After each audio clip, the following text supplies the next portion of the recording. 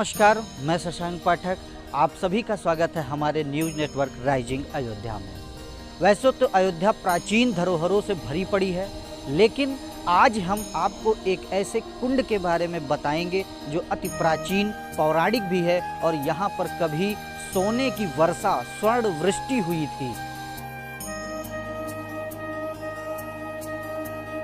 कैसे सोने की वर्षा हुई थी और क्यों हुई थी, ये हम आपको अभी बताते हैं। पहले हम इसके बारे में बताएं, यह कुंड अभी तक जीर्ण शीर्ण अवस्था में था, लेकिन उत्तर प्रदेश पर्यटन विभाग द्वारा इसे 106,45,000 राशि निर्गत की गई है इसके जीर्णोद्धार के लिए।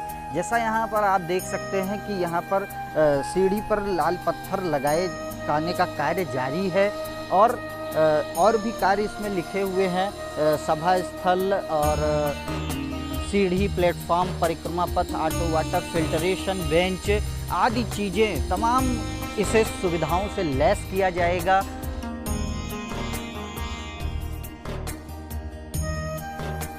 अब हम इस कुंड का नाम बता दें तो इसे स्वर्ण खनि कुंड के नाम से जाना जाता है, परंतु इसे अपभ्रंश कर दिया गया है। इसका विकृत रूप सोनखर कुंड से नाम से भी इसे यहाँ के निवासी जानते हैं और जाना भी जाता है।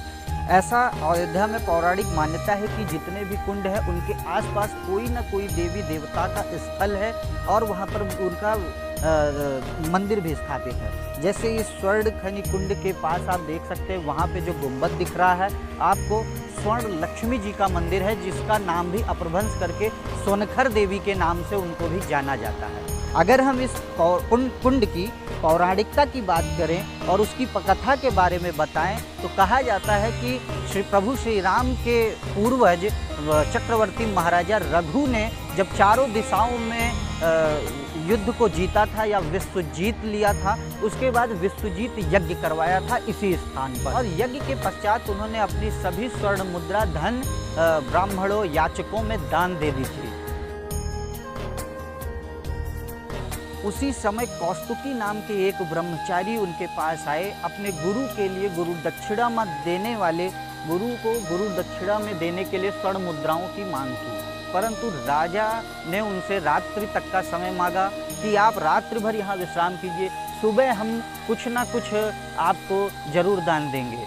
उनके पास सारी स्वर्ण मुद्राएं जो उन्होंने दान में दे दी थी, इसलिए उन्होंने उनको रात्रि में विश्राम करने के लिए कहा था।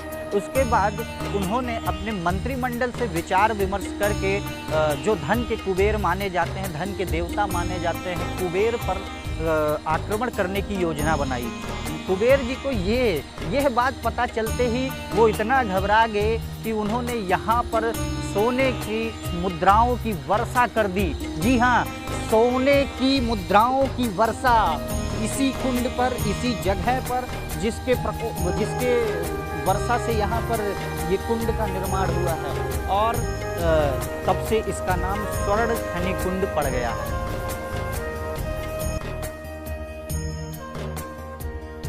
यह स्थान अयोध्या रेलवे स्टेशन से मात्र 1 किलोमीटर दूर और अयोध्या की बड़ी छावनी से बगल में सटा हुआ है। जैसे आप ये देख रहे हैं, बड़ी छावनी का परकोटा दीवाल है, उसी के जस्ट बगल में आप स्वर्ण खनि कुंड को देख सकते हैं।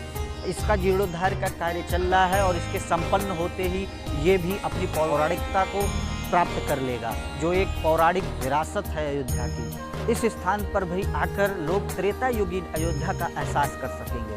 यहाँ की मान्यता है कि यहाँ पर आकर इसकी परिक्रमा करने से, इसके जल से स्नान और ध्यान करने के बाद माँ लक्ष्मी का वरदान सभी को प्राप्त होता है। किसी के पास लक्ष्मी की कोई कमी नहीं होती है। इसके साथ हम आपको ये भी बता दें कि इस कुंड की मान्यताएं क्या हैं। हिंदू पंचांग के अनुसार इस कुंड में स्नान करने से असीम आनंद की प्राप्ति होती है और बैसाख माह के 12वें दिन इस कुंड में स्नान करने से व्यक्ति की कीर्ति में वृद्धि होती है, वह धन धान्य से परिपूर्ण हो जाता है और ऐश्वर्य को प्राप्त करता है। इस कुंड पर हर वर्ष सावन के आज के ही दिन अर्थात नाग पंचमी के दिन ही एक मेले का आयोजन होता था, दंगल का आयोजन होता था और बड़ी रौनक के साथ और उत्साह जुनून देखने को मिलता था। कोरोना महामारी के कारण इस मेले पर भी कोरोना का ग्रहण लगा और यहाँ की रौनक इस तरह से वीरान हो गई। पहले पिए चलेंगे, लेकिन आम जनमानस को पता होना चाहिए।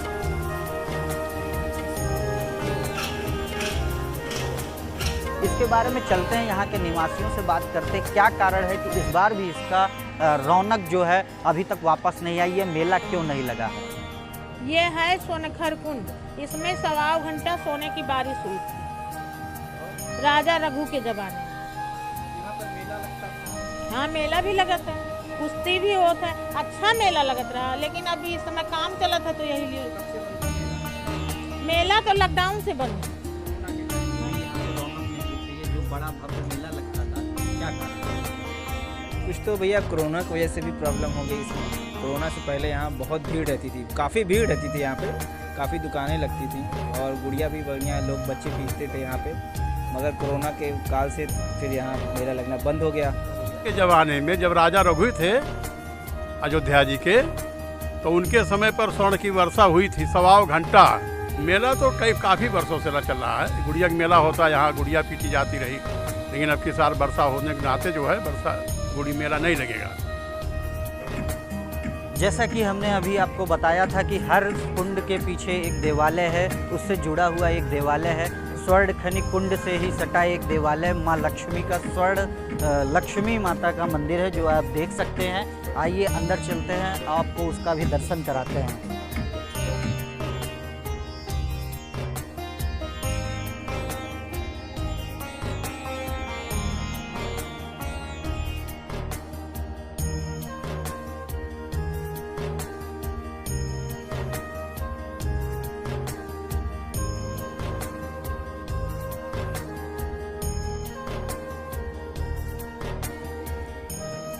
बरतंतु महाराज के शिष्य रहते हैं कौत्स मुनि।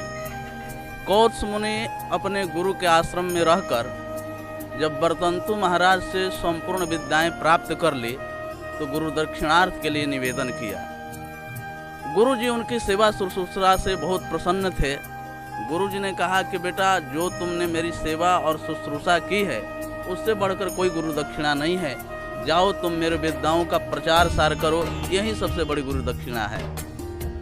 लेकिन ये बार बार गुरु दक्षिणार्थ के लिए निवेदन करने लगे, जिससे इनके गुरु जी क्रोधित हो गए और क्रोधित होकर इन्होंने कहा कि मैंने तुम्हें 14 विद्याएं दी हैं, इस 14 विद्याओं के बदले 14 भार स्वर्ण मुझे अर्पित करो। शिष्य भी हठी था और कहा तथास्तु गुरुदेव। अपनी गुरुदेव की आज्ञा का स्वीकार करते हुए वे चल दिए। उस समय महाराज रघु जीवित थे। रघु भी विश्वजित यज्ञ करके गुरु दक्षिणा के रूप में सर्वस्व दे डाले थे। यहाँ तक कि मिट्टी के पात्र में संध्या, तर्पण, होम मार्जन इत्यादि क्रियाएं भी करने लगे थे। उसी समय बरतंतु महाराज के शिष्य कौत्स मुनि उनके यहाँ पधारते हैं। मंत्रियों ने सूचना दिया कि आश्रम से कोई बटुक विद्यार्थी आए हुए हैं। राजा ने कहा कि उनको यथोचित आसन पर बैठा दिया जाए, मैं संध्या से निवृत्त होकर तुरंत आता हूँ। राजा संध्योपासन करने के पश्चात उस विप्र बटुक के पास पहुँचते हैं। उनको उन सिंहासन पर बैठाकर पद प्रक्षालन किया, षोडशोपचार से पूजन किया और पूजनोपरांत उन्होंने पूछा कि हे महाराज, सूर्य के समान तपस्वी आपके गुरु जी कुशल से तो हैं ना? उनकी तपस्या निर्विघ्न चल रही है ना? जिन नदियों के माध्यम से आप लोग होम, तर्पण, मार्जन इत्यादि क्रियाएं करते हैं, उन नदियों में कोई उपद्रव तो नहीं हो रहा है ना? पुत्र के समान पालित तपोवन के जो वृक्ष हैं, उनको वायु एवं वनाग्नि से कोई बाधा तो नहीं है ना? आश्रम में भंडारे के लिए पर्याप्त अन्न धन है ना? गांवों के गाय भैंस आपके आश्रम के निवार इत्यादि को खा नहीं न जाते हैं? इस तरह के कई प्रश्न पूछे। कौत्स मुनि ने एक ही शब्द में उत्तर दिया कि महाराज, कहीं सूर्य के रहते हुए अंधकार हो सकता है क्या? जैसे सूर्य के रहते अंधकार नहीं हो सकता है, वैसे आपके समान प्रतापी राजा के रहते हुए ऐसे अंधकार कैसे आ सकता है? महाराज रघु ने पूछा कि महाराज, मैं ये जानना चाहता हूँ कि क्या आप गुरु जी के आज्ञा से या स्वयं मेरे ऊपर कृपा करने के निमित्त आप आश्रम से पधारे हैं, आपका आगमन कैसे हुआ, मैं ये जानना चाहता हूँ। कौत्स मुनि जब महाराज रघु को मिट्टी के पात्र में संध्योपासन करते हुए देखे तो ये अपने मनोरथ के पूर्ति में हताश हो गए। मैं जिस उद्देश्य के लिए चला था शायद पूर्ण ना हो सके, और हताश इनको देखकर महाराज रघु भी समझ गए इनकी भावनाओं से कि ये कुछ कहना चाहते हैं लेकिन कह नहीं पा रहे हैं। महाराज रघु ने पुनः प्रयास किया कि आप कहें, आप जरा भी संकोच न करें। बार बार कहने के पश्चात महाराज कौत्स मुनि ने राजा को बताया कि राजन, मैं आपके यहाँ पधारा था, मैं गुरु जी से गुरु दक्षिणार्थ के लिए निवेदन किया था। गुरु जी क्रोधित होकर थोड़ा सा मुझसे ऐसे बात कह दिए हैं।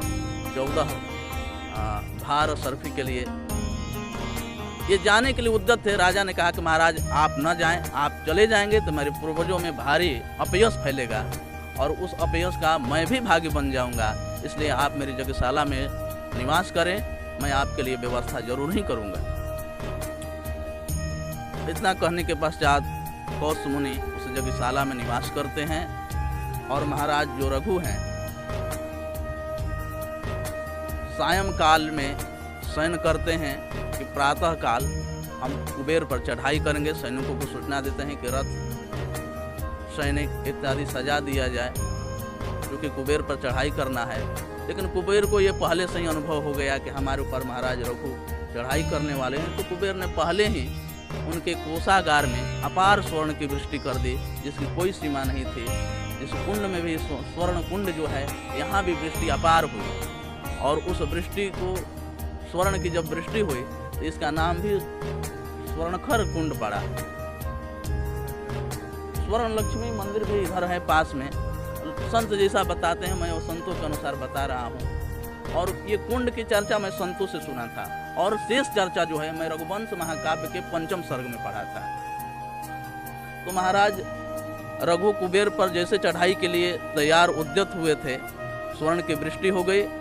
राजा ने संपूर्ण धनराशि कौत्स मुनि को देना चाहते थे, लेकिन कौत्स मुनि 14 भार से 1 असरफी ज़्यादा नहीं लेना चाहते थे। यह देखकर अयोध्यावासियों ने उन दोनों पर पुष्पों की बारिश की और राजा अपने को धन्य धन्य समझे। राजा ने कहा कि महाराज आप आश्रम में चलिए, मैं सवारी के माध्यम से आपके यहाँ पहुँचा देता हूँ। कौत्स मुनि अपने आश्रम को लौट चलते हैं और जाते जाते कौत्स मुनि ने कहा कि राजन, आपके राज्य में सब कुछ सकुशल है, सब कुछ चल रहा है, कमी है तो एक सिर्फ पुत्र रत्न की है, लेकिन मेरा आशीर्वाद है कि इस मास से रानी ऋतुमती हो जाएंगी और पुत्र रत्न की प्राप्ति होगी। इस कस्म इनके कहने के कुछ अंतराल में जो रानी हैं वो ऋतुमती गर्भवती हो जाती हैं और कुछ अंतराल में उनके एक पुत्र होते हैं जिन पुत्र का नाम अज रखा गया। रघु के जो पुत्र थे अज हुए। ये रूप में, लावण्य में, सौंदर्य में, पराक्रम में महाराज रघु के समान ही दिखते थे। और इनके बाद आगे की कहानी है। इनका कुछ अंतराल में विवाह शादी संपन्न होता है और अज के जो पुत्र थे चक्रवर्ती महाराज दशरथ जी हुए हैं, चक्रवर्ती नरेश। और चक्रवर्ती नरेश के पुत्र सार्वभौम अखिल ब्रह्मांड नायक सच्चिदानंद आनंद घन स्वरूप अकारण करुणा वरुणालय सर्वांतरात्मा सर्वशक्तिमान सर्वनियामक कृपापात सीतानाथ अयोध्यानाथ रघुनाथ श्री राघवेंद्र सरकार को